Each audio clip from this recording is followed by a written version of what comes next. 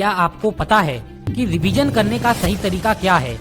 ज्यादातर students revision का मतलब नोट्स को वापस से पढ़ना समझते हैं, जो कि एकदम गलत तरीका है। और इसी वजह से पूरे साल पढ़ाई करने के बावजूद, पूरा सिलेबस रिवाइज करने के बावजूद एग्जाम हॉल में माइंड बिल्कुल ब्लैंक हो जाता है और उनका स्कोर डाउन चला जाता है। कहीं आप भी ऐसी गलती न करें, इसीलिए मैं इस वीडियो के थ्रू रिवीजन करने के कुछ साइंटिफिक तरीके शेयर करने वाला हूँ, जिनकी मदद से तुम किसी भी चीज को एक बार पढ़ोगे और डायरेक्टली वो तुम्हारी लॉन्ग टर्म मेमोरी के अंदर स्टोर हो जाएगा। अच्छा, एक छोटा सा सवाल मुझे आप सभी से पूछना है। सवाल ये है कि क्या आपको याद है कि पिछली 5 यूट्यूब के ऊपर आपने कौन सी वीडियोज देखी हैं? मैं गारंटी के साथ बोल सकता हूँ कि 99% स्टूडेंट ऐसे होंगे जिनको ये बात भी याद नहीं होगी। ये पता है क्यों हुआ? क्योंकि हमारा माइंड इसी तरह से काम करता है। जब हम किसी चीज को देखते हैं तो वो एक बार में हमारी लॉन्ग टर्म मेमोरी के अंदर नहीं जाती। सारी इन्फॉर्मेशन सबसे पहले शॉर्ट टर्म मेमोरी के अंदर जाती है, और अगर हम उस चीज को रिवाइज कर लेते हैं तो वो हमारी लॉन्ग टर्म मेमोरी के अंदर स्टोर हो जाती है।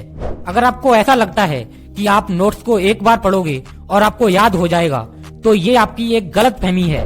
किसी को याद नहीं होता, रिवीजन करना पड़ता है। हर एक टॉपर रिवीजन करता है, वो भी स्मार्ट तरीके से। सवाल है कि वो स्मार्ट तरीका है क्या? रिवीजन करने की बेसिकली 2 कंडीशंस होती हैं। फर्स्ट कंडीशन, जब आपके एग्जाम दूर हैं, एंड सेकंड, जब आपके एग्जाम पास आ चुके हैं।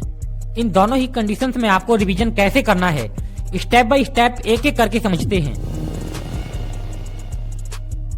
फर्स्ट कंडीशन, जब आपके एग्जाम दूर हैं, तब आपको रिवीजन कैसे करना है। मैं आपके लिए लेकर आया हूं सबसे best strategy short term revision की, द 30 मिनट रूल। बट अब मैं जो बोलने जा रहा हूँ उसे ध्यान से सुनना और समझने की कोशिश करना। मान लो कि आप ऑफलाइन कोचिंग या ट्यूशन के अंदर जाते हो, या फिर ऑनलाइन क्लासेस के अंदर लेक्चर्स देखते हो। तब आपको एक काम करना है कि पढ़ाई करने के साथ साथ इम्पोर्टेंट पॉइंट्स को हाईलाइट करते हुए चलना है। ऐसा करने से ये सारे पॉइंट्स आपकी शॉर्ट टर्म मेमोरी के अंदर सेव हो जाएंगे। बट इतना करने से अभी आपका काम खत्म नहीं हुआ है, क्योंकि आप ये सब फिर से भूल जाएंगे। पढ़े हुए को लॉन्ग टर्म मेमोरी के अंदर सेव करने के लिए इससे आपको एक स्टेप और आगे जाना पड़ेगा। तो अगला स्टेप ये है, जैसे ही आप अपनी क्लासेस को खत्म करके घर आते हो, वैसे ही आपको 30 मिनट रूल को फॉलो करना है। 20 मिनट के अंदर आपको फटाफट से उन सारी चीजों को रिवाइज कर लेना है, और 10 मिनट में आंख बंद करके उस पढ़े हुए को विजुअलाइज करना है।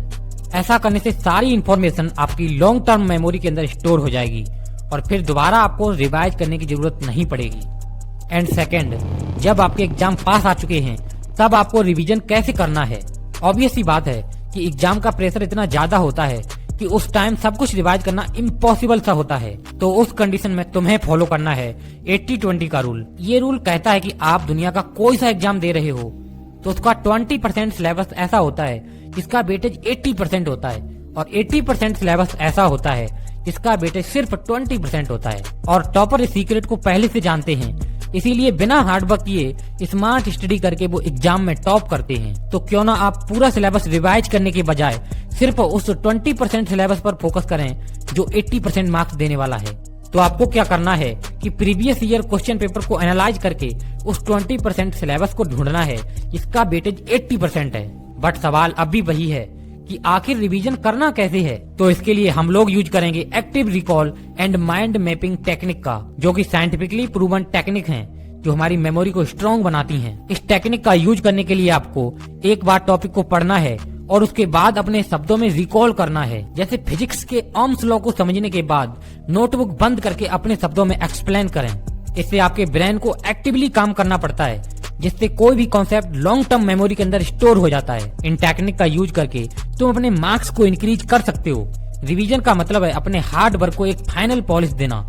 अगर आप स्मार्टली रिवाइज करते हो तो आपका रिजल्ट वही होगा जो आप डिजर्व करते हो। याद रखो, एग्जाम सिर्फ एक प्रोसेस है, आपकी लाइफ का फुल स्टॉप नहीं। तो कलम उठाओ, प्लान बनाओ और अपने सपनों के करीब एक कदम और बढ़ाओ। तुम कर सकते हो और तुम्हें करना ही होगा। All the best.